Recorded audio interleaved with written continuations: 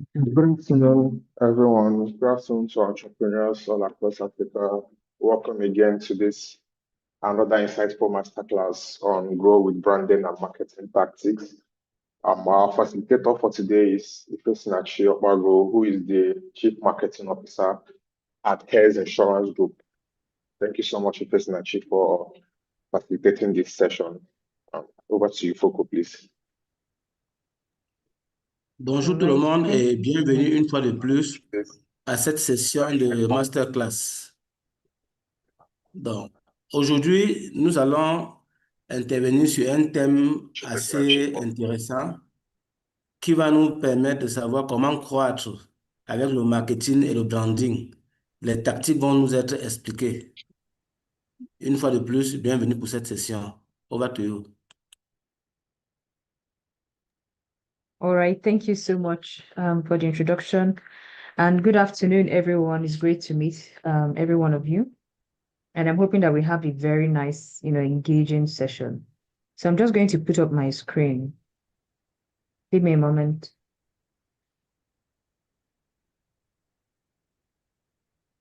Okay, can you see my screen, please?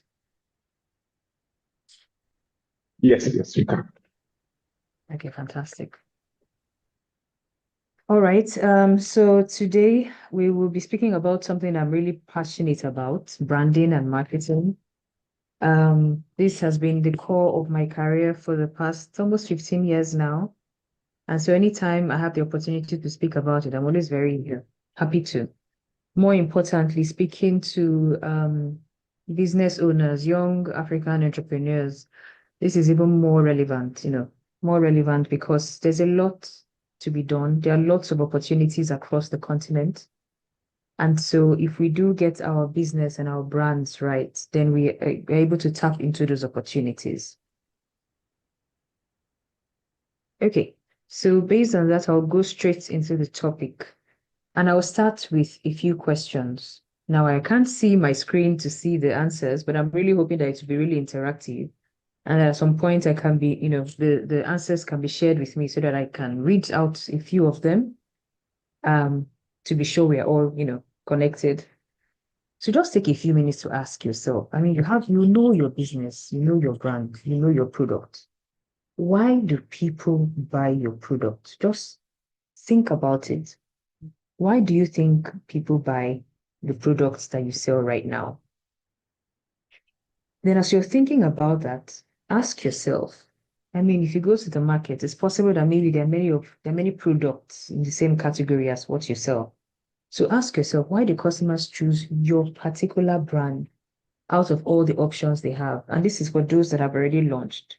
If you have not launched, you can still reflect and say, okay, if my brand were among other brands, why would they choose my brand out of the others? And then the final question for this reflection is, how did your customers know about your brand for them to have bought? So I'll pause a little for the translation, then I'll take feedback. OK, thank you. Donc, comme je l'ai dit, le thème du jour, c'est croître à travers les tactiques de marque et de marketing. Et pour cela, nous allons commencer par quelques réflexions, comme par exemple, pourquoi est-ce que les gens achètent nos produits? On aimerait que vous puissiez écrire les réponses dans le chat box et puis on va le partager. La deuxième réflexion, c'est pourquoi est-ce que c'est nous que nos clients choisissent? Pourquoi est-ce que les clients choisissent notre marque au-delà de toutes les autres options qu'ils ont autour d'eux? Et la troisième réflexion, c'est comment est-ce que les clients font pour connaître notre marque? Donc voilà trois thèmes de réflexion sur lesquels nous aimerions qu'on échange. Merci. Over to you. All right, thank you. So I'm wondering if there are any answers yet.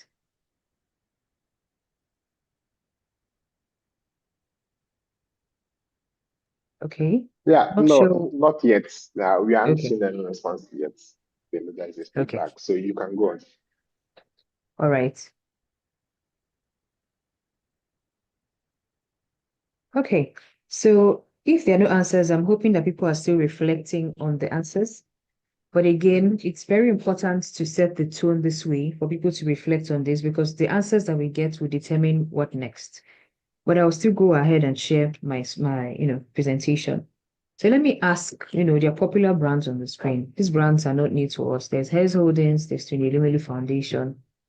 If you look at these brands, from what you know, from what you can say, what would you say is branding and what would you say is marketing? So let me also open it up. Are the answers? What is branding? What is marketing? Now, many times they're used interchangeably, but it would be great to understand from the audience their status or their knowledge of branding and marketing as of today. Donc, nous Okay. avons à l'écran quelques marques. Et la question qu'on se pose, c'est de savoir qu'est-ce que la marque, qu'est-ce que le marketing. Parce qu'on se rend compte effectivement que généralement, il y a une confusion entre la marque et le marketing. Donc, à l'écran, nous avons quelques logos qui représentent des marques de la fondation ou du groupe Here Holding. Donc, dites-nous ce que vous pensez. Qu'est-ce que la marque? Qu'est-ce que le marketing? Okay, fantastic. So while I also wait for this, so there are now 2 assignments on the table. Like I mentioned, it's going to be very engaging because I would really like to know what people think at the beginning of the session and then compare it with what people know at the end of the session. So let's go into it, guys. So branding is quite different from marketing, even though they go hand, they go hand in hand, but they're quite different and they're both equally relevant for your business. I just saw one of the comments from our entrepreneurs. Someone says, I think Charity mentions that at the beginning, poor branding of my services cost me a lucrative contract. I have since rebranded my services to appeal to my customers, and I must say it's amazing. So that is the value that we can get when we get it right, when we get branding right. Many times people think that branding is such a soft sell that, oh, who cares? It's not just to do a product, put it out there and people will buy. No. There's a difference between sales, which is now, what people do now, and branding, which is long term. In terms of branding creates recognition. You are able to differentiate your brand, yourself, your positioning, your services, and you're able to build trust with your audience. In fact, branding, the currency for branding is actually trust. So the more you shape your brand, the more you have a voice, a distinct style, and people are able to recognize you whether your brand is there or not, the more you're able to build trust with your audience. So I'll pause a bit and then I'll take marketing. French, please. Oui, donc, nous allons avoir quelques définitions du branding, quelques notions sur sur la marque et le marketing. Parce que, comme on a dit, il y a souvent une certaine confusion. Donc, la marque, en fait, crée une certaine reconnaissance. Ça fait une différenciation et ça permet de bâtir une confiance auprès d'une audience. Le marketing, par contre, oriente sur la visibilité et converge les intérêts vers la vente. Ainsi, ensemble, on peut établir quelle est la position sur le marché et les avantages compétitifs. Et il faut dire qu'une marque forte réduit le coût d'acquisition de la clientèle. Parce qu'effectivement, pour avoir les clients, il y a ce qu'on appelle un coût d'acquisition et le temps. Et un marketing efficace accélère la croissance et la génération des revenus. Thank you. Thank you. And marketing is quite different because while brand creates trust and recognition, differentiation, marketing helps to build visibility and convert interest into sales. So both of them are both long-term activities, not something you do now. Unlike sales that is more, short-term, both of them are long-term, but they actually deliver 2 different sets of value. But together, when you push or you put branding and marketing together, they help you establish market positioning and advantage. When I mean advantage, it means customers are able to say, yes, I'll go with you over the others in the same category. Now, strong branding also helps you reduce customer acquisition cost over time, meaning if you are spending maybe 1,000 naira to market your product and get someone, right, to buy your product, over time, if you do it right and you build trust, you see that you will not be spending as much or spending as much effort, because even effort too can also be calculated in terms of currency. You wouldn't be spending as much to convert people into customers because they already know you. You're no longer convincing them who you are. You are pretty much, they are the ones even convincing others about you and getting them, others to buy your product. And then effective marketing also increases revenue generation. Very, very important. And growth. Now, growth in a business is not just revenue, even though, of course, revenue is the reason why we get to work every single day. But growth can also mean, your impact on society. So for those of us that have products that are very, in fact, almost all products have very strong relevance in the society. If you do market it properly, you're able to accelerate growth and the impact that you make in the society. Okay. So we go to the next slide, and this is now where we go to the nitty-gritty, like breaking it down. So all this talk that I've made, I've just set the pace or the stage. I talked about the reason why branding is important and why marketing is important. Well, we'll start now with marketing, right? How do we grow with marketing tactics? And I'm going to take a few minutes to break each of these 9 points down. They're very high level, but they really help you with the initial foundation that you need to, push forward. Now, I tell people that marketing, especially effective marketing, right, starts with a good brand and it starts with a good product. Let me start again. For marketing to be done right, the brand has to be at least strong or effective, or it has to have presence. And for that to happen, you always start with a good brand. In a few minutes, I'll break this down to what exactly does this mean? What is it facing actually saying about a good brand or a good product? Now, have a good product that sells itself. And I would also explain this in a bit. Third point is to understand your audience and their pain or pleasure points. Now, many times we usually just say, okay, oh, what's your customer's pain point? Pain point. But there are also pleasure points that you should also understand, because they're not all the products. It's not all the products that really are tied to pain. Some of them are tied to, oh, I want to get this kind of fulfillment or this kind of satisfaction, right? So understand that as well. Know where your audience is gathered. Again, I'll explain this. Create a spectacle. This one is tricky, but I would explain again. Set a measurable target, and then take advantage of customer experience, very important. Go back to the data and build strong product ecosystem. So these 9 points, we're going to be taking them one after the other to what do they really mean?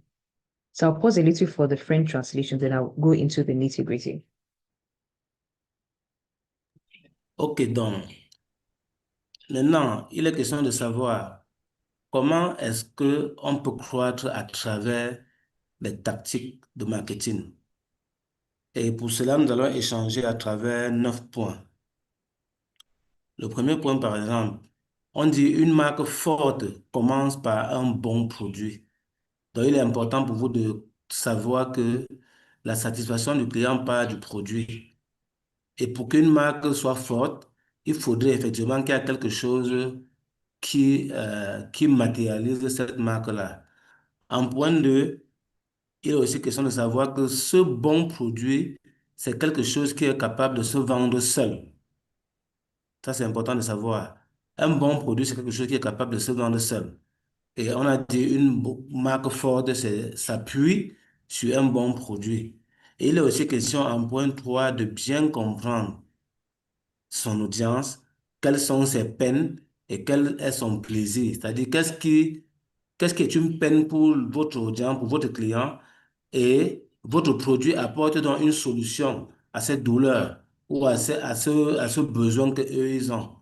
Si maintenant, il est plutôt question de satisfaire à des plaisirs, en quoi est-ce que votre audience a une satisfaction à travers votre produit? Donc, c'est quelque chose que vous devez comprendre. Et vous devez aussi connaître où se trouve votre audience et comment est-ce que vous pouvez rassembler cette audience-là. OK, over to you. All right, thank you. And guys, please feel free to keep dropping the comments. Sometime I would break it in between and take a few comments. And then all the questions, you can drop questions as we go on. And then at the end, I'll take a few questions. So the first point, remember that the first point I said marketing is about brand, and brand starts with product. Now, let me leave this with you for you to just think about and ponder. A good brand has effective product or starts with effective products, right? And what do I mean by effective? The product must work. That's the first. It's like, let me say, if you were, let's say, nursery 1, right? Standard 1 or whatever it's called, all the way through to university. The first stage is that your product has to work. In fact, if your product does not work, then your brand is probably already on shaky ground, and meaning that you cannot even last at all. Your foundation is already rocky. So the first thing in branding is that your product has to work, has to be effective. It has to fulfill a need in the mind of customers. Now that's a good brand foundation. Now we go to the next stage. Now, a great brand, because at this point you're ramping it up, you've been able to ensure that your product works and fulfills the need it was designed for. Now, a great brand is one that is effective, has effective products, and emotionally relevant products. Now, guys, let's pause to really unpack this. Remember in the beginning, we mentioned that branding is really about identity, about differentiation, about recognition.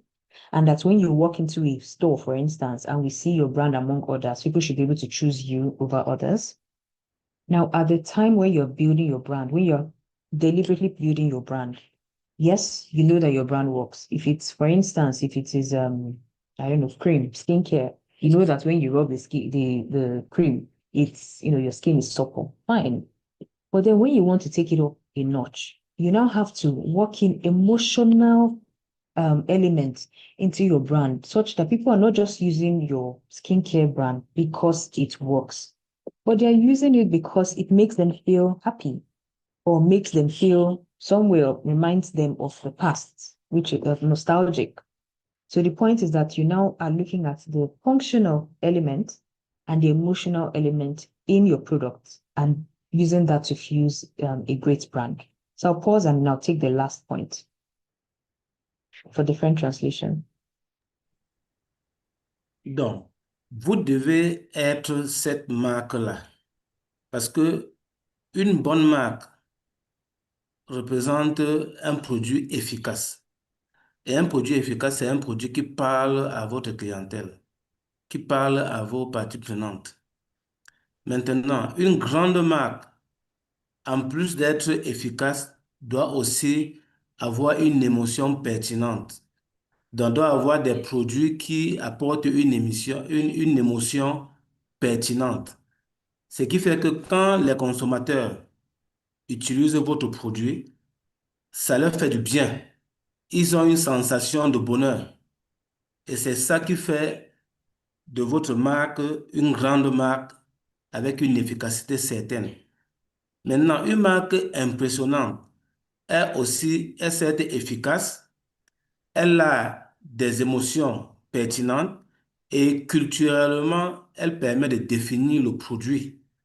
Donc là, vous avez bien compris la notion de bonne marque, la notion de grande marque et la notion de marque impressionnante. Donc globalement, voilà ce que votre marque doit être. Over to you. All right, thank you. So we've talked about level 1, right? Effective product. Your product is working, it's functional. Level 2, my product is functional. My product has an emotional tie-in, meaning that there is actually something people feel beyond the use of the product. And at this point, my brand is now taking shape. Now, an awesome product or awesome brand, this is now the highest level, at the icon status level, always has products that are effective, they're functional, they're emotionally relevant. And now at this point, you're not talking about culture, meaning now they have a following and they are defining and shaping the way we act and the way we behave, right? So let's take into cognizance Instagram, because I think many of us use Instagram. Instagram is shaping culture in ways that we don't even have an idea. TikTok is shaping culture the way we can't even, would I say, measure. something happens and it trickles down even to Nigeria. I mean, the TikTok headquarters is not even anywhere close to Lagos, but it happened as in we also feel it. We also drive the culture. More importantly, we co-own the brand, right? So this is now where you get to the highest point. Now, entrepreneurs, it's very important that you know these three levels because you want to, at each point, unlock value at each level and intentionally so. And I would also be sharing with you how we can achieve this as we go through the slides. So let me pause a bit, then I'll take this one. Okay, slide back, please. Donc, nous, on revient sur les niveaux de marque. On a une bonne marque qui représente un produit efficace. On a une grande marque qui représente un produit efficace et une émotion pertinente. Et on a des marques impressionnantes comme Instagram et ou bien TikTok. Vous voyez, ces marques sont bien évidemment très loin de nous, en Asie ou aux États-Unis. Pourtant, elles agissent sur notre façon de faire, sur la culture dans les pays où elles existent.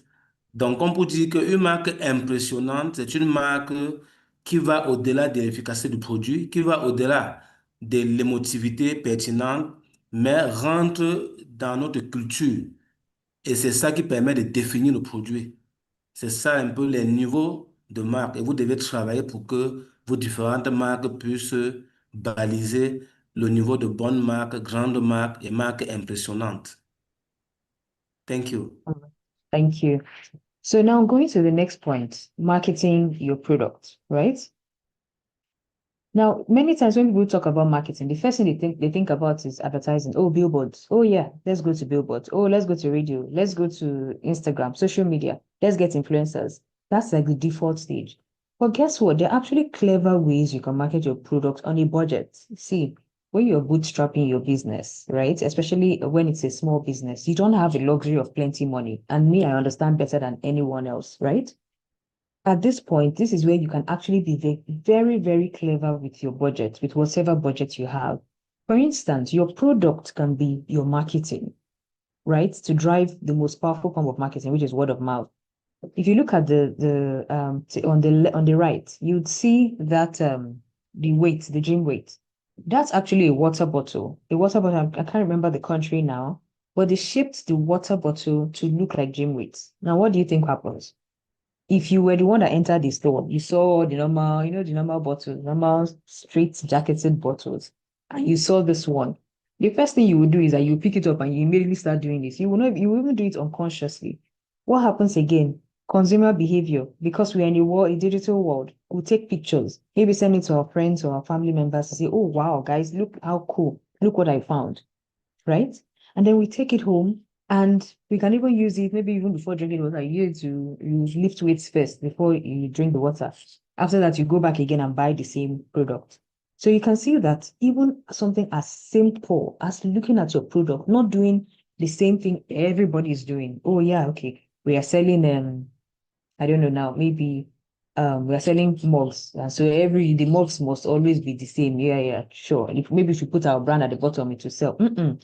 Beyond that, you can actually be very clever in the way you package or the way you design your product so that it can be the marketing for you. In that way, you're saving so much more in so much money down the line. Okay, let me pause a bit because I feel like I'm going much faster than our French translator. OK. So Pour ce do I qui concerne continue? Okay. no, yes, let me go, please. Pour ce qui concerne le marketing du produit, donc vous devez savoir que le produit peut être son propre marketing, peut faire le marketing de l'entreprise. Et puis, généralement, lorsqu'on veut faire le marketing, on pense aux différents réseaux sociaux, on pense à passer à la télé. Lorsqu'on fait la publicité, à passer à la télé, à passer à la radio, à faire des panneaux et tout ça. Pour autant, les mots qu'on utilise et ce qui sort de la bouche des communicateurs doit pouvoir être assez puissant pour déterminer le marketing du produit. Et puis, vous devez savoir que pour faire du marketing d'un produit, ça ne nécessite pas forcément des grands moyens. Il faut être très stratégique et surtout ingénieux. Nous allons prendre l'exemple de ce produit que vous voyez à côté du logo de Instagram. C'est une bouteille d'eau. Donc, vous voyez que cette bouteille d'eau a la forme d'un outil de gym, ce qui permet pour ceux qui le consomment, lorsqu'ils le consomment, il peut être en train de faire semblant de faire son sport, pourtant il est en train de boire de l'eau. Donc, vous voyez que ici, de façon intelligente et ingénieuse, ils ont fait la bouteille sous la forme d'un design qui pousse les gens à consommer et à vouloir toujours consommer régulièrement. Donc, voilà par exemple un produit qui fait son marketing. Over to you. All right, thank you. And by the way, it's not just for products as tangible products, even services. For services, you can be very clever. For instance, the experience can be the thing that everybody talks about. There's something called your pre, your during, and your post-purchase experience. For instance, maybe you leave the pre-purchase, you leave the during the purchase can be the part where you design it in such a way that people are like, wow, wow, oh my gosh, I can't believe this. And I would give you examples as we go down the line as well. So running very quickly now, because time is against us, interestingly. Number 2 point is to know your customer. I mentioned earlier that sometimes, many times we just, oh yeah, customer pain points, customer pain points. But beyond customer pain points, there are also things that make your customers feel pleasure or feel satisfied. Now, what are those things? Do you understand the reason why the customer would even want to buy your product? Do you even know how big the problem or the gap is in their lives and how your brand is addressing this? If you're able to understand this deeply, then you'll be able to infuse elements of a content element into your content, right? Into your marketing, right? Now, another point in knowing your customer is where are they based, right? Because your distribution channel is so critical. We're very quick to say, oh, yeah, online. We'll say, okay, we'll sell online. We sell online. But it might be your customer might just need maybe more of a neighborhood thing, right? Than online.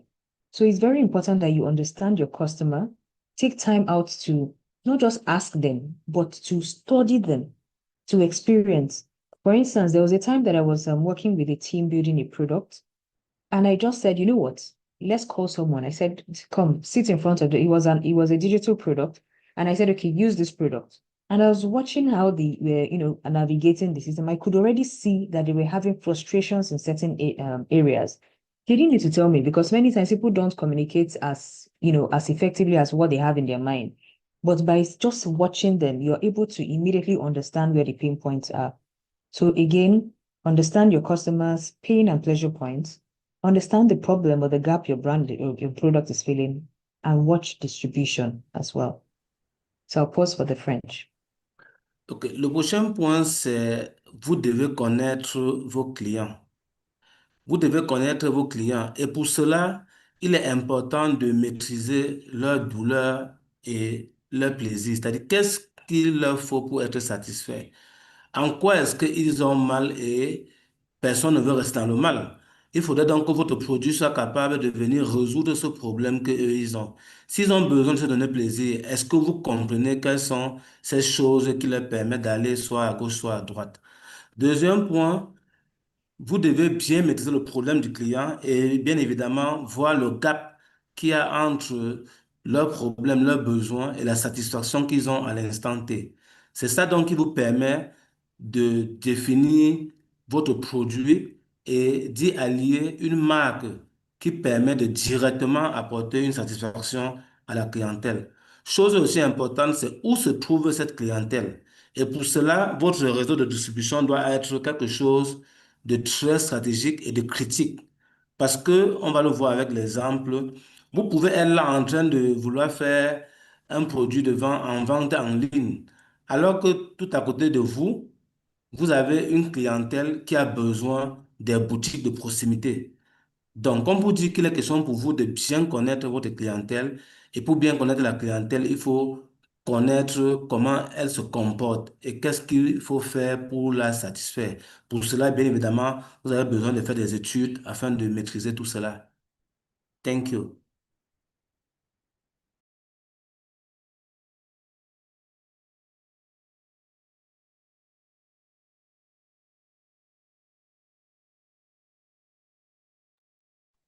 You have the floor, please. We are not listening to you.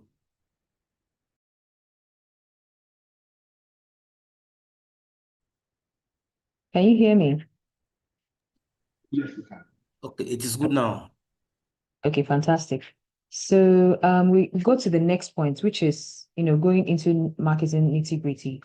Now, there's something that I call spectacle in marketing, and it's not your regular spectacle glasses, no. We're talking about spectacle where the definition here says is spectacle is something exhibited to view as unusual, or people view as unusual, notable, or entertaining. So a spectacle is something that is different, that can call attention to something. Now you need to build a marketing plan, right, that has spectacles periodically. Again, you need to build a marketing plan that has inbuilt spectacles periodically. For instance, you can say, okay, you know what, every quarter I will partner with someone, right? Somebody who also offers something complimentary. And together we'll go out and do maybe a road show or something, or offer a discount or offer a reward. That is a spectacle. That draws attention to your brand. So it's not that you're marketing all every day, every day, every day, because of course your budget and your energy can just, go down the drain. But you can actually have short bursts of spectacles in marketing that just boost your brand's presence. All right, over to you. Ok, donc, vous devez aussi adopter, please slide. Vous devez aussi adopter une attitude spectaculaire quand vous faites votre marketing. Donc, le marketing doit avoir un aspect spectaculaire.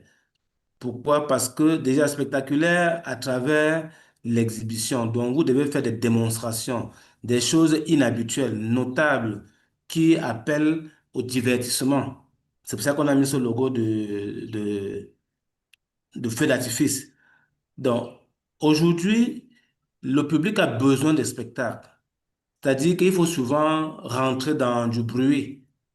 Pourquoi? Parce que un marketing qui fait du bruit de façon périodique permet de créer de l'attention. Ça permet de rappeler au public que vous êtes présent, que votre marque est présentielle. Donc, de temps en temps, il faut faire des choses spectaculaires, des choses impressionnantes.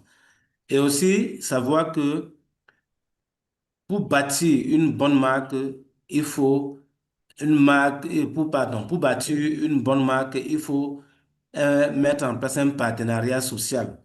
Et ce partenariat social, bien évidemment, à travers les spectacles, pour ne pas dire les buzz que vous créez, ça crée une certaine attractivité sur votre produit ou bien sur votre marque. Thank you. All right, thank you. And then return on investment, extremely important in marketing too. Now, I know many times people often overlook this, but it's very important that you set clear expectations for your marketing, very clear expectations. Now, it could be as simple as number of products sold within a period. Maybe if we do this, I'm expecting 200 products to be sold within this quarter. Or if we go and if we have this partnership, I'm expecting 500 leads generated within this range. The point is that if you don't set clear targets for any campaign you run or any activity you do, then you're just leaving it to chance. In fact, what I say is that you're just pouring money down the drain. Marketing spend should be tied to goals. And marketing is not static. Unlike branding that is more rigid, that is more, that builds consistency over time. Marketing is it looks at or it excels at how flexible you can be. Meaning you're monitoring the campaign. If it's something is not working, you're pausing it or you're tweaking it or something like that, and ensuring that you're maximizing the spend, if at all you're spending money, or even maximizing your effort, if it is your efforts that you're spending. Over to you, please. Donc, vous devez aussi être capable de calculer le retour sur investissement d'une campagne marketing. Et pour cela, vous devez avoir des objectifs qui sont clairs, mesurables, avoir une cible que vous maîtrisez. Et à cet effet, vous lancez des actions marketing qui peuvent permettre, par exemple, de déterminer exactement le nombre de produits vendus, d'évaluer les impressions et surtout, qu'est-ce que cela a généré comme effet. Et vous devez savoir aussi que le marketing n'est pas quelque chose de statique. Il faut toujours avoir un suivi, analyser les réactions et interagir à temps réel. et de temps en temps refaire s'il le faut parce que tout ça est important pour avoir le retour sur investissement. Savoir qu'on a atteint sa cible. À défaut, on corrige et on relance. Over to you. All right, thank you. Guys, don't forget to drop your questions in the comment section. At the end, I'll take as many questions as I possibly can. So please just keep dropping your questions. I'll come to it. And I'll try to accelerate things quickly so that we can take as much and have time for questions, which I know is very important.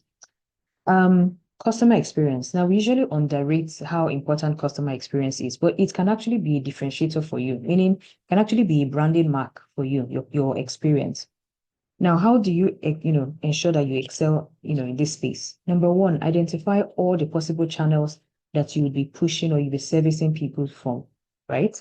And ask yourself, at what point do I want the customers to feel my magic? It could be during the sales process, could be before the sales process, or it could be after the sales process. And I'll give you an example. Before I give the example, I'd also mention locking. So now let me mention that locking is probably one of the most important things you must do as an entrepreneur. I'll repeat, locking customers in is one of the most important things you can do as an entrepreneur. And locking in means ensuring that it's difficult for your customers to switch to another competing product because you are offering them even additional value beyond what you offer. And I'll give you an example. There was a friend of mine some years back who's relocated now.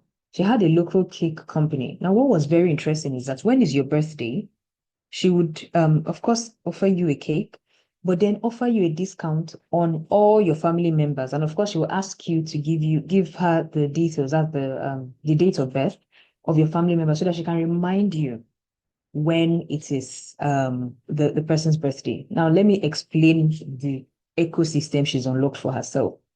First of all, by offering the discounts, people will naturally likely take it. And if you're going to buy a cake for others, you naturally would take the cake she's offering. Secondly, she's collected data from you. And that data is what she's going to use to remind you so that now she has more customers beyond just me, who's doing my birthday, for instance. And she's tapped into my family members, right? So more sales for her. Thirdly, because she has my data and the details of my family members on her system, and because I unlock discounts as I patronize her, she's locked me in as a customer. So if somebody else comes to say, okay, I'm offering a cake, it's going to be difficult for me to change my mind. So again, customer experience, this is her during sales experience. Some people focus on the post-sales, meaning after you bought the product and something like that, they can send you this fantastic email or even offer something complimentary. Like, okay, you know what? We repair your car, we can even give you car wash additionally. So anytime you come to my mechanic shop to do your car, you can get free car wash. So these are little things, very little, but they actually mean a lot to the customer. Over to you, please.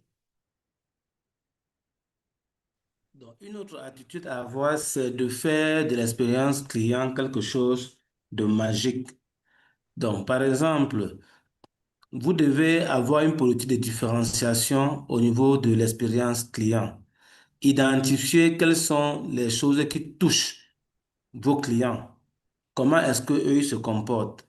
En quoi est-ce qu'ils trouvent de particulier le traitement que vous leur faites pour qu'ils sentent un peu comme une magie dans votre marque, comme une magie dans la façon dont vous les traitez.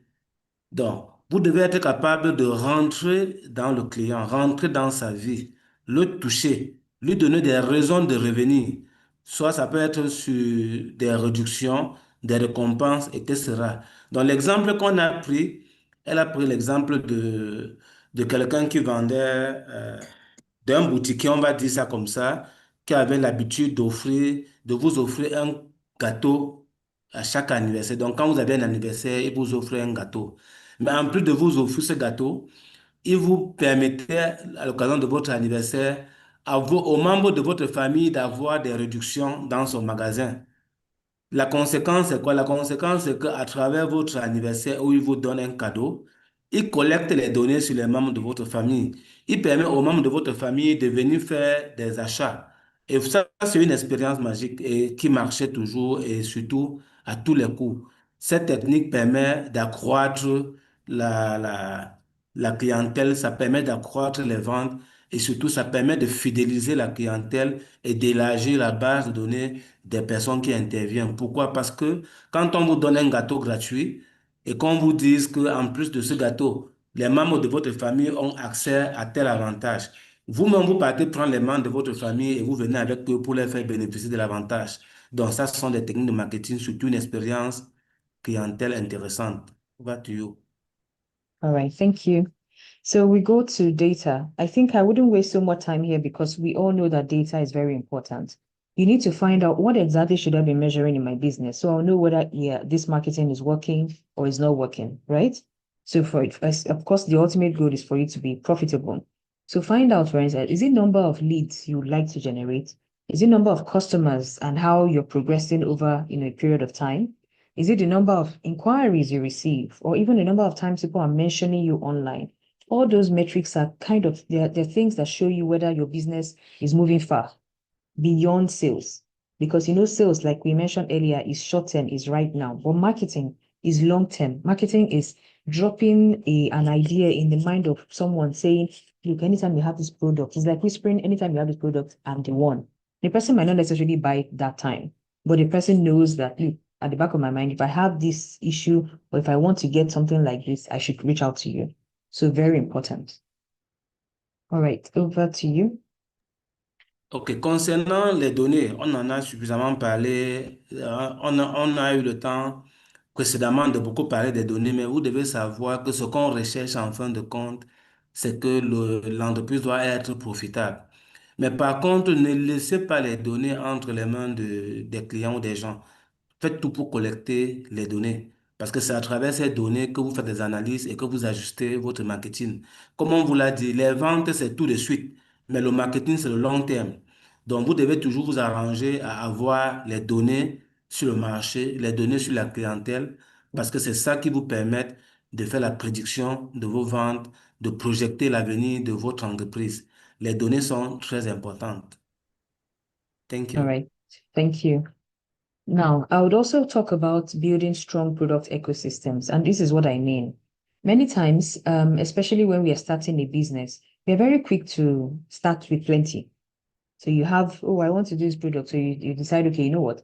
I will do like 5 different products at the same time and launch. It is good because it will help you increase your sales in the long term. But especially for those who are starting, I usually would advise that you start small and build and expand strategically. Don't release too many products at once because the effort it takes to market one product is going to drain you, especially when you are, spreading this across many products. I usually would also advise that you start building ecosystems around your products, meaning, for instance, let's assume it's a pen, right? I have a pen in front of me. I don't know whether you can see it. And this is the pen that I'm sharing. And this pen has a very strong value proposition that maybe it is, apart from the fact that when you write and everything, it maybe lights up so that you can use as a torchlight at night. I'm just, out the top of my head. You can actually decide to build an ecosystem around your product that either is additional products like that, so and that way you're releasing more products around this pen, or you can decide to expand geographically, meaning I'll start first in Lagos, then reach Abuja, then reach Port Harcourt, or reach Ghana or Kenya or South Africa. The point is that you need to start small, then now start building ecosystems, either by product or by value-added services, right? Value-added services or by geographic reach. So build strong product ecosystems so that you can increase your revenue. Over to you. Donc, vous devez aussi être capable de construire un écosystème de produits solides. Je m'explique. Donc, en fait, on ne recommande pas aux startups de commencer leur activité par tous les produits. Il faut toujours prendre un produit à la fois. Et le but ici, c'est quoi? Le but ici, c'est qu'en maîtrisant bien un produit, vous pouvez maintenant, à travers votre expérience étendre le spectre de ce produit-là en y ajoutant de la valeur ajoutée. Ça peut être un produit additionnel, ça peut être l'extension de la valeur perçue, ça peut être l'extension de la géographie, c'est-à-dire les endroits où on peut vendre votre produit. Elle a pris l'exemple d'un stylo. Vous avez un stylo qui sert à écrire. Ce même stylo peut en même temps être une torche. Ça va dépendre. Mais le conseil qu'on vous donne, c'est de toujours commencer par un produit et de progressivement étendre le champ d'action de ce produit-là à travers d'autres produits dérivés. Et c'est comme ça que vous aurez en fin de compte un écosystème solide de produits. Thank you. Great. Thank you. So we are getting to the very end. I'm going to also touch on branding as well. So I usually just characterize branding by the 5 C's, right? And I say, and I would, summarize it quickly because we have just 15 minutes for Q&A. The first is character. And in this part, ask yourself, who are you? And when I mean you, I don't mean you as a person, but who is your brand? Or yeah, who is your brand, right? So who are you, first of all? What kind of identity do you have around your brand? Are people able to recognize your brand, whether it's a tangible one or an intangible one? Now, I know that the service guys will be like, but how are we going to make sure that we are recognizable as a brand? See, there's a reason why anytime you see someone from maybe Tony Elumelu Foundation or Hairs Holdings or Hairs Insurance Group, we have our lapel pin on, right? That is a very subtle way of branding and it's recognition. You see the pin and you are able to tell, okay, this person is from here. There are some brands that actually use, do you guys know the yellow brand? There's some brands that use yellow to cover everywhere. That too is some form of branding. They're telling you that our color is, yellow. Some brands use font type to differentiate, meaning anytime you see this particular font, you know it's from, our brand. Some brands use product packaging. So anytime you see a particular packaging, the style of packaging, you know it's them. Some brands use lines to differentiate. The point is, you have to look for a way, an element, or a system that differentiates you from others, so that you are not just one of the masses. You are actually distinct. Even something as simple as values, your core values. Whenever anybody from your company is representing you somewhere, what they say no to and what they say yes to can actually stand you out from the rest of the people. So I'll hold on first because that's a mouthful, and I'll take the other 4. Over to you, please. Donc, concernant la marque, nous allons partager dessus à travers la tactique des 5 C de la marque.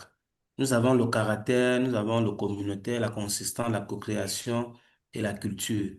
Donc ici, vous devez savoir qu'une marque doit avoir un caractère qui permet de vous identifier, qui permet d'être reconnaissant. Et la marque peut avoir cette identité qui peut être la police de caractère, qui peut être la couleur. Elle a pris l'exemple du jaune. Il y a des marques qui utilisent le jaune. Donc, quand vous voyez un truc jaune directement, ça vous renvoie à une certaine marque. Elle a parlé de hair holding, peut-être avec le rouge. Donc, il y a des choses qui permettent de caractériser une marque.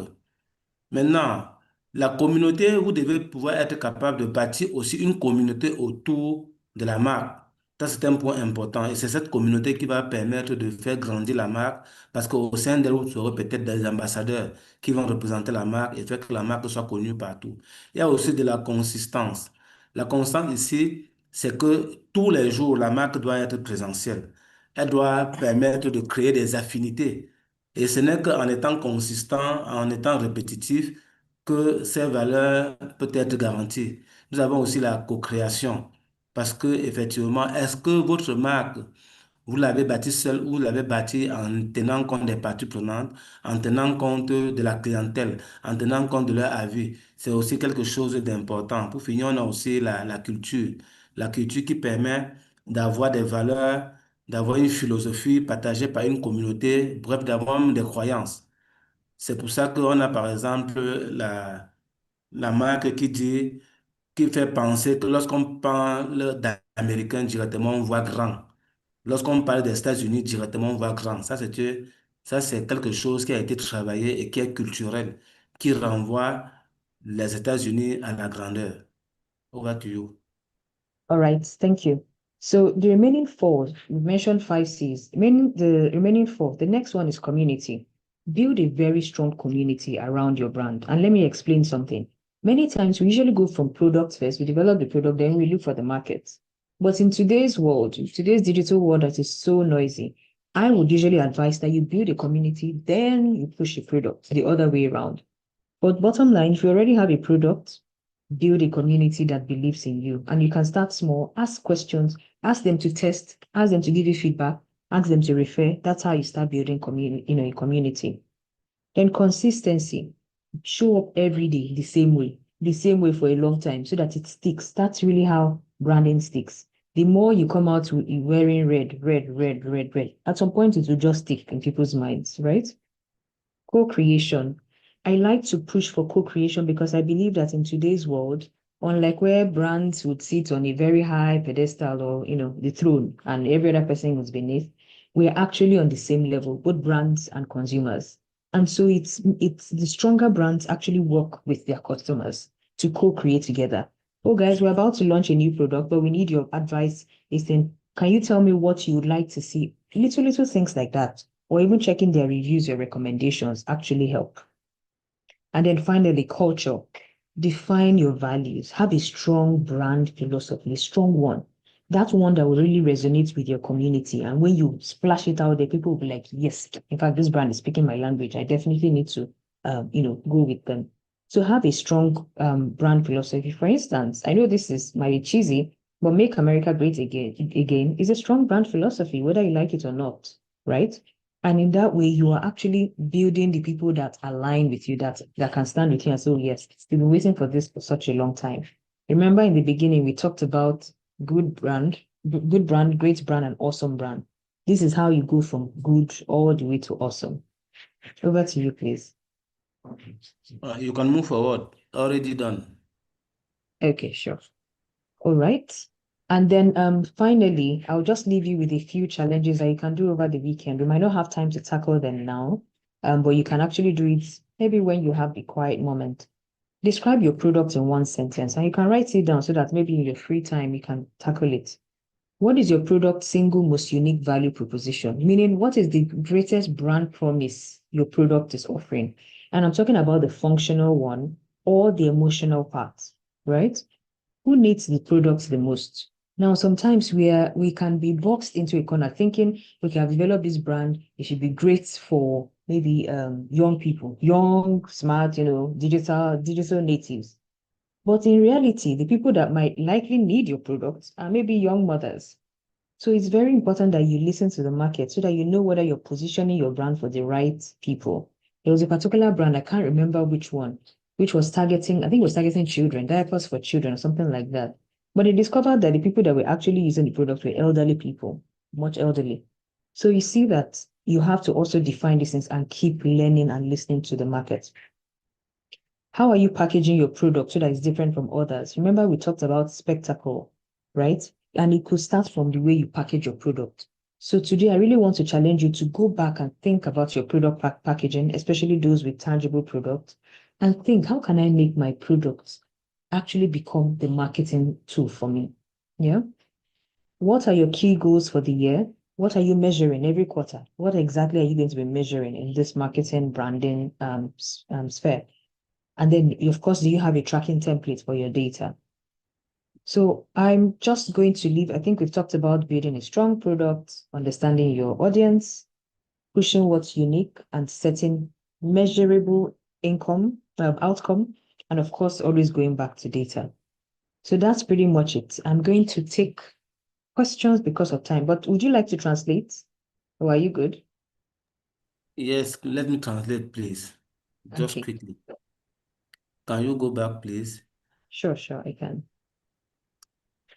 Ok, donc pour finir, on va vous laisser avec quelques challenges, donc quelques points de réflexion pour le week-end. Donc prenez votre temps pendant le week-end, comme par exemple définir votre produit en une seule phrase, comme par exemple dire en quoi votre produit est unique et quelle est la proposition unique de valeur que votre produit apporte. En troisième position, essayez de définir qui sont ceux qui ont besoin le plus de votre produit. Donc, on vous a aussi parlé de la façon spectaculaire d'agir. Donc, dites en quoi votre façon d'emballer votre packaging est différente des autres et crée un certain spectacle. Donc, dites-vous aussi quels sont vos objectifs de l'année et comment est-ce que vous les mesurez. Et pour finir, est-ce que vous avez une traçabilité de vos données? Next, please. Donc, pour conclure, donc, on a dit, il faut avoir un produit qui se vend seul, il faut comprendre son audience, il faut avoir une marque unique et forte, il faut pouvoir mesurer les résultats et aussi toujours faire recours aux données. Donc, on en a fini, on passe aux questions-réponses. You have the floor. All right, thank you. So I'm going to just use the remaining few minutes to answer as many questions as I can. So let me start from the first. Femi asks, is it possible to go from branding straight to sales, sidestepping marketing? Okay, that's a very, very tricky question. Let me say that branding and marketing actually go hand in hand, right? It's possible that they actually go hand in hand. Let me put it that way. Yes, you can actually go straight to sales. In fact, of course, you expect sales. The outcome of branding and marketing is sales. Again, the outcome of branding and marketing should be sales. So it's not quite that one follows the other. It's more how are you leveraging both of them together to give you the desired outcome, which is sales. So I would say that yes, you can do branding and marketing side by side. You can do selling too, side by side, because they are all the same. But at the same time, at the end of the day, you really want to push sales. I hope that answered your question. And if it doesn't, please let me know. Then I'll go to the next. Please give me a moment. I think I must have mixed things up. Okay. So the next question is from Alhaji Muhammad, who asks, you mentioned the marketing is about brand and brand identity.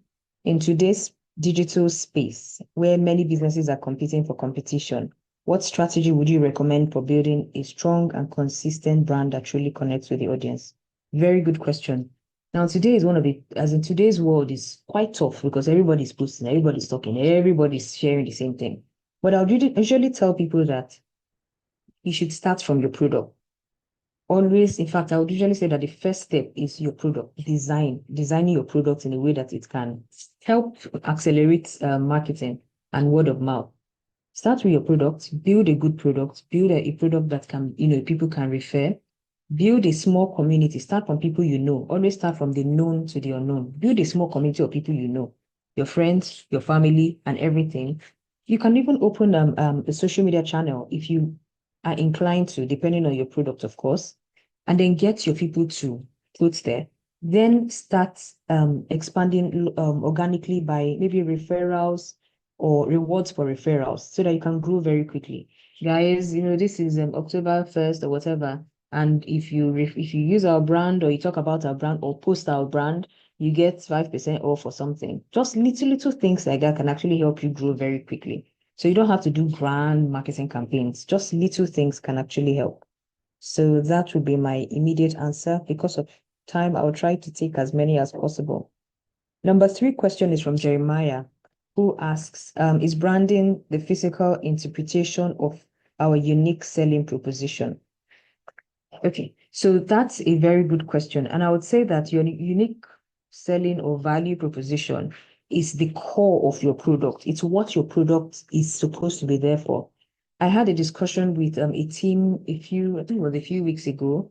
They were ready to launch a product, and I saw the marketing plan and everything. But I asked the core question, well, what does this product do? Because I can't see it in the campaign, right? In everything, all the material I saw. If you can't answer in one sentence, what does your product do, right? In a way that you capture who it is for, what exactly the person gets, what value, what promise does the person get for it, then you haven't started yet. So branding is not quite the physical interpretation of our value proposition, because value proposition is embedded in the core of your product and even in the core of your company. The branding is now how it's part of the storytelling. You are now conveying this to the public in the form of stories. So I guess kind of similar, but not quite. So I hope that answers your question. Number 4 is from DLS Master. How do you brand a company when you render service? Okay. How do you brand a company where you render service with other people's products. Okay, it's not very clear. So please, could you rework the question so that it's easier for me to understand and then give feedback? Because it's not very clear yet. I'll go to number 6 or number 5. Did I skip? Yeah, I'll go to number 5. Number 5 is from Aridandam consultant, and the person asks how good, but focuses more on the services, market their product. Okay, so that's for those with non-tangible product. If you have services, right, not product in the sense of it, a tangible product, you can also, of course, market your product. Again, referrals, starting from those you know and working outwards to those you don't know. Don't be afraid of the people in your lives. Tell them that this is what you have. Build a consistent list. Thought leadership. For services, I usually like to push thought leadership because I know that the more content you put out there that really says what your brand is about or your philosophy or what you guys do, the more people are able to say, this person knows what's up. For instance, I'm talking now about branding and, and everything in between. If I had my own company, for instance, I would be doing something like this, maybe on LinkedIn or Instagram or different channels where my audience would be. And the more I do that, the more people will come to me because they would think, they know me as the expert. So you can also do the same. Again, this might not be 1 hour is definitely not enough to give you all the answers, but I hope this is a good start for you. I'll go to the next question, which is from Ghislaine. I hope I pronounced it properly. What is the difference between marketing, communications, and publicity? All right, so very good question. Marketing I see marketing as the overall umbrella. There is a big umbrella, and within the umbrella, there are many, many different buckets inside it. Part of it is publicity, and publicity is short-term. Publicity is like campaign driven. I want to do something right now. So what am I publicizing and for what period and the like? So it's tactical. Marketing is a big umbrella that has up to the 7 Ps. Some of you might have heard about the 7 Ps of marketing, where you talk about product, price, placement or place, people and on and processes. There are many, there are like 7. But communication is now the vehicle carrying that thing out there. What are you saying? What channels are you using to push out there? So it's very different, but they are all interwoven in a way. Now, there are many aspects of marketing. Marketing is so broad that many times I usually tell people that it's so broad that you might not even have all the skills in marketing. So you would naturally need partnership. But I hope that gives you a quick answer. So the next is from Ebere. Ebere says, if you don't meet your marketing goals, is that an indicator that your business is failing? No. It's not, except you don't meet your marketing goals consistently. If maybe you do a campaign and you see that, okay, you're falling short or something, it just is an indicator that you need to switch. And maybe you're not doing the right thing. Maybe the message is not strong enough, or it's not getting to the right audience, or the timing is wrong. So it just means you should switch things up and just bring data. That's why I always speak about data. Marketing is creative, yes. Oh yeah, creative advertising. But the main thing in marketing is actually analytical. Your ability to interpret data or interpret feedback. So I think for any campaign that maybe the goals are not met, or it's possible that your goals can even be very too overambitious, right? You should always go back to the drawing table to see what went wrong, what could have been done differently, how can we change it the next time. So it's not a failure, it's just an indicator for you to switch things up, especially if it's not consistent. Number 8, from Ayobami, for a brand that is offering products to both illiterate and literate people, how can we get data from the people who are not very well read? Okay. So for a brand who possibly is selling to people who are not very well read, that you're not read doesn't mean that you're not smart. And that's the truth. Many times people confuse both. You can actually do that through focus groups. Focus groups means you're going to, town, you're just getting a segment of the audience and you're asking questions. By asking questions, they give you feedback. You go back, take the feedback and unpack it and check exactly what you want to derive from it. Secondly, all the people that usually say, okay, they're not well read and everything, all these people are using Facebook and they're using it very well, even better than people that are well read. So trust me, it's really how you ask the questions. You can ask it in a language that you understand, and so that they can even be more disposed to answering you. Okay, next question. I'm hoping that I'm going as quickly as I possibly can. Guys, please feel free to send me messages after if I'm not able to take your question. All right, so Femi asks, how do you market a product in which the core users are not in a position to pay for it, but the product greatly benefits them? I wish I had enough time. I could have told you a case study of a project that I ran some years ago, many years ago, almost 7 years ago. They're fantastic product. In terms of the number of subscribers, phenomenal number of subscribers. We had close to 40,000 people using that product or, in our subscriber base. But when it came to monetization was a problem. Now, in hindsight, because I'm going to write a case study on it very soon, in hindsight, the problem, especially with products that, well, for this particular product, it was a two markets and product, meaning you were connecting these people with these people, right? And the problem with that is that we were monetizing in the audience segment where the value was not stronger. So I'll try very hard to explain it. If people are not paying for that product, but you can see they are using it, it's possible that it's a nice to have product.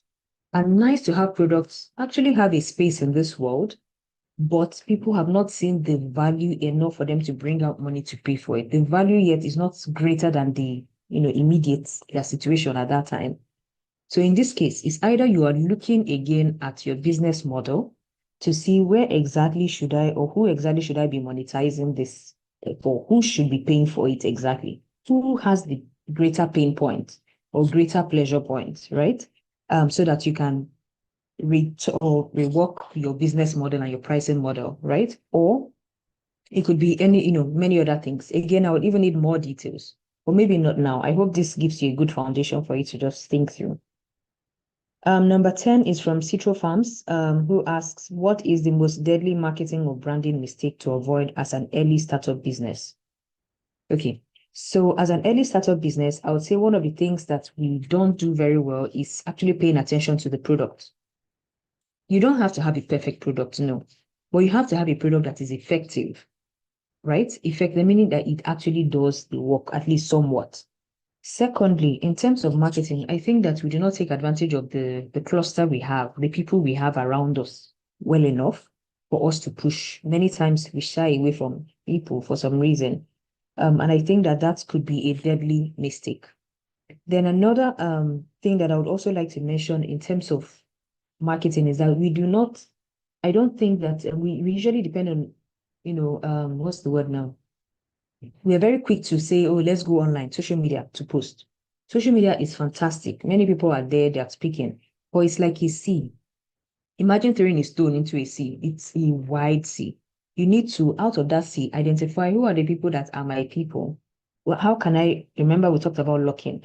How can I lock them in? When people DM you, how do you engage them and put in a way so that they can return later? Not just, okay, I've sold you the dress. Okay, thank you, bye, have a nice day, goodbye. Is it possible that you can ask the person, okay, oh, I see that, thank you for buying from us and everything. In fact, as a reward, because we are so excited, there's a way you can talk people. When you talk to people, their whole head is scatter. We really enjoyed your purchase. We are giving you 5% the next time you buy from us, or we're giving 5% of discount to your best friend. Simple. Before you know it, they are, getting other people into your band. So I hope this really helps. It's a base. Next question is from Pa Kwesi, who says or who asks, when building ecosystems, there's always the fear of imitation, true, or being copied by competitors or new entrants. How then do we balance taking our time to build our ecosystem and taking our time? I think there might have been a typo there, but okay. So there's always a fear of imitation. So how do we take our time to build our ecosystem, but also still watch the business? I hope that's really what you meant to say. Now, in building an ecosystem, I would usually say, first of all, get the first product right. Look, I've been an entrepreneur before, and I've actually succeeded in some projects and failed in some projects. So I can tell you some learnings, right? Both from a marketing professional, which I am now, and someone who's very interested in business transformation, and also from the angle of someone who's been an entrepreneur before, and even is an entrepreneur, because I feel that everybody who is in corporate is an intrapreneur, right? So in this case, when you talk about the fear of imitation, it's always there. But what you can do is get the first product right. Secondly, lock in customers quickly, because that's your community, and that's the community you're going to leverage to expand. So that by the time you're expanding, your community is the one that is actually helping you to expand.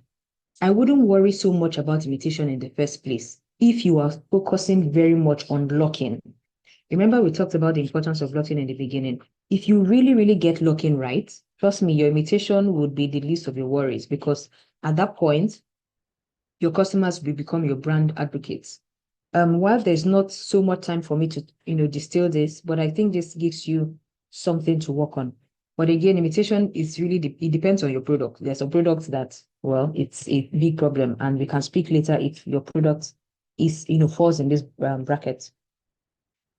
Okay, wrapping up very quickly. Number 12 is from Jesse, who asks, how does all this apply to services being offered?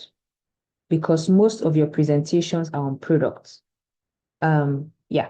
So honestly, in terms of locking in customers, because I know you mentioned locking in customers is actually even stronger for services. Yes, it's good for product, but for services, very, very important. And I'll give you an example. Let's assume I'm a consultant, right? Let's assume I'm a business consultant offering, business services or marketing professional services to people. And I've offered you this service, I've closed the deal, I've finished everything. I can actually tell you that, look, but if you refer a friend to me and everything, I'll give you a deal on your next purchase. Something very, very simple and easy.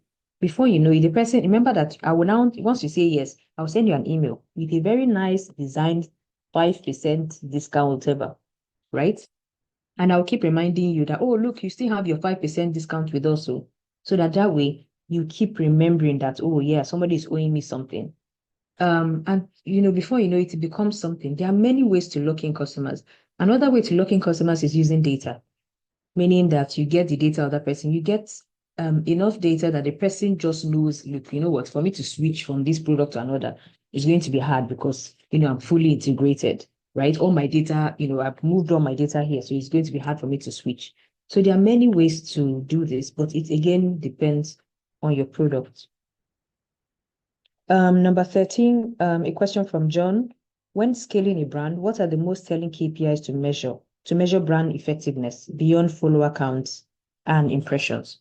And how do we know our brand is evoking the expected emotional response? I think the simplest answer to this is feedback. What are other people saying about your brand? Both those that have tried your brand and those that have experienced it in some way, maybe just seen it. Using feedback is the most telling way to know whether a brand is working or not, beyond your normal follower counts, impressions. If you look at the feedback you get, the kind of DMs, the kind of questions. For instance, let me give you a good example. If you check your DMs and the kind of questions that you receive, you receive a lot of questions, lots and lots of questions about your product, and it's a service-based product. It's an indicator that maybe there's something you're not explaining well enough, right? And I'm not saying that they're asking about, I want to buy you. Maybe they're asking, well, how does this work, or whatever it is. It could be an indicator that you need to simplify things further, right? But the point is that in terms of feedback, in terms of the feedback you get from people, can actually be a very, very good indicator of branding effectiveness. Secondly, you can actually run surveys, right? Focus surveys to get more feedback about the brand. Third, there's something called organic mentions, right? Third-party mentions beyond the one you pay for, like the media, spotlights you get. Are other people talking about your brand without you having to do so much beyond the normal regular? That's when you know that, okay, my branding is effective because they're talking about one aspect of your brand, or even, sometimes when people get testimonials, that's also branding effectiveness as well.